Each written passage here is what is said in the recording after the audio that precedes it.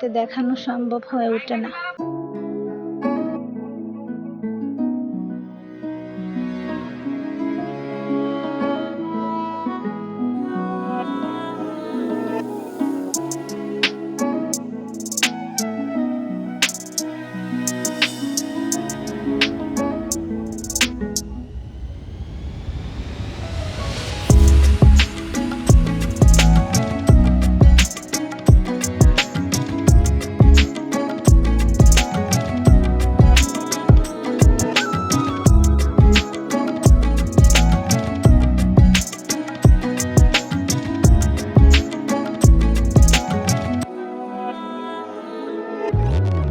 দুজনেই রুটি খাবো, কারণ দুজনের ওজনেই বেড়ে গেছে। এখন ভাতটা বেড়ে নিয়েছি এবং আমরা সরাসরি করলা ভাজি এবং টাকি মাছের ভর্তাটাও রেডি করে নিয়েছি। সকালের নাস্তাটা করার পর আমি গতকালকে মরিচের গুঁড়ো, হলুদের গুঁড়ো, ধনিয়ার গুঁড়ো এগুলো রোদ্রে দিয়ে রেখেছিলাম। এগুলোকে আজকে ছেলে আমি বয়মে ভরে নিচ্ছি।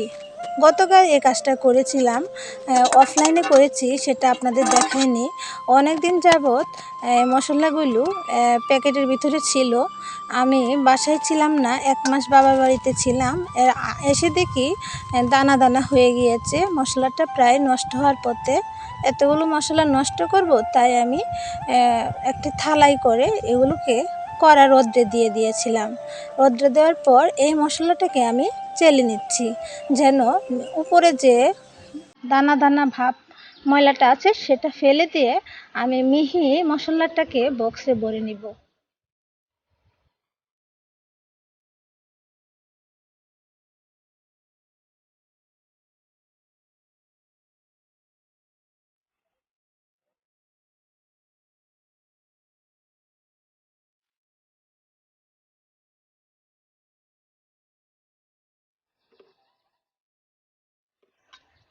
এইভাবে আমি সবগুলো মশলাকে ছেলে নিয়েছি ছাঁকনির মাধ্যমে, তারপর বয়মে এক এক করে ভরে নিচ্ছি।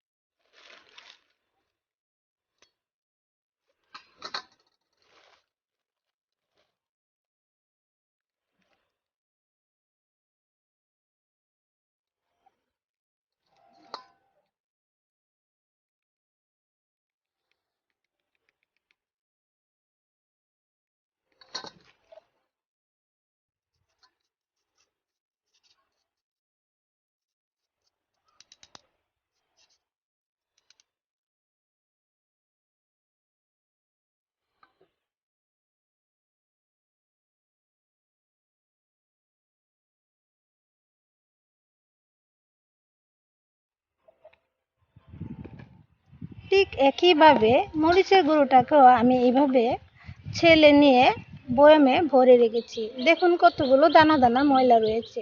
আসলে এটা কেনা গুঁড়া মশলা ছিল, এটা আসলে আলাদা মরিচ কিনে ভাঙানো হয়নি, যার জন্য এখানে এতগুলো ময়লা বের হয়েছে। যদি এটা এখানে বাজারের লোকেরা অনেক সময় ক্ষেত্রে তারা ভেজাল কিছু মেশায়, যার কারণে এরকম হয়ে যায় এবং তাড়াতাড়ি নষ্ট হয়ে যায়। আপনাদেরকে সাজেস্ট করব, আপনারা যত কষ্টই হোক ধনিয়া, আস্ত মরিচ, আস্ত হলুদ এগুলাকে কিনে ধুয়ে আপনারা বাড়িতে রোদ্রে দিয়ে তারপর বাজার থেকে ভাঙিয়ে আনবেন। তাতে আপনারা অরিজিনাল ফ্লেভারটাও পাবেন, ঝাঁসটাও পাবেন, আবার রান্নাও সুস্বাদু হবে। কারণ বাজারে কেনা মশলাগুলা তেমন ভালো হয় না। আর আমিও সবসময় এই কাজটাই করি, কিন্তু এবার আমার সময় কম ছিল এবং অসুস্থও ছিলাম, তাই আমাকে বাজার থেকে কেনা গুঁড়া মশলাই আনতে হয়েছিল। আমার কাজগুলো করতে করতে আপনাদের সঙ্গে একটু কৃতজ্ঞতা জানিয়ে নিই। যারা শতরূপা ক্রিয়েশনস ব্লগ চ্যানেলটি সাবস্ক্রাইব করেছেন তাদেরকে জানাই অসংখ্য ধন্যবাদ। আর যারা ইতিমধ্যে সাবস্ক্রাইব করেননি তাদেরকে বলছি, প্লিজ একটু কষ্ট করে আমার এই ছোট্ট চ্যানেলটিকে সাবস্ক্রাইব করে অসংখ্য ভাইয়া আপুর কাছে ভিডিওটিকে পৌঁছে দিতে সাহায্য করবেন। কারণ আপনাদের সাপোর্ট এবং ভালোবাসা ছাড়া আমি কিন্তু কখনোই সফল হতে পারবো না। তাই আপনাদের কাছে আমার রিকোয়েস্ট রইল, ভিডিওটি না টেনে পুরো ভিডিওটি দেখার চেষ্টা করবেন। আরও নিত্য নতুন ভিডিও পেতে চ্যানেলটির পাশে থাকবেন। এখন সবগুলা মশলা আমার ছেলে নেওয়া হয়ে গিয়েছে এবং বক্সে ভরে ফেলেছি।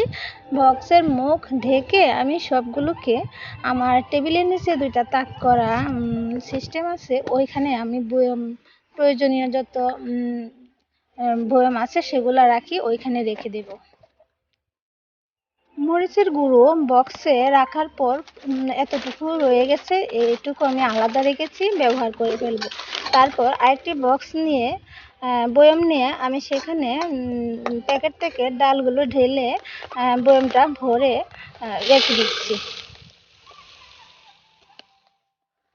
এখন যে অবশিষ্ট যে মরিচের গুঁড়োর ময়লাগুলো ছিল, ধনিয়ার গুঁড়োর ময়লা ছিল, এগুলোকে ফেলে দিয়েছি। এই দেখুন, এই মশলাগুলো এবং ডালটা আমি বয়ামে ভরে নিয়েছি। এখন আমি নিচে রেখে দেব।